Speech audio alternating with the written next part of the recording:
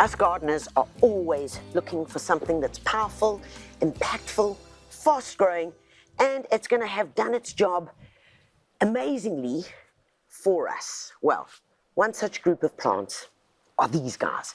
They're called Sunpatiens. Now, some of you will remember New Guinea impatiens. They kind of hit the radar, big, everybody had them, but they couldn't cope in full sun. Oh, guys, these little guys over here, which come in an array of colors from beautiful rose pink, pale apple blossom to bright, in-your-face orange, all they require is a good bit of compost into the soil or into pots and give them a good feeding. If they get a bit leggy, okay, all you've got to do is give them a light pruning, like this guy next to me. He's had his little haircut, and already look at the promise that is on its way. But this is an impatiens for full sun.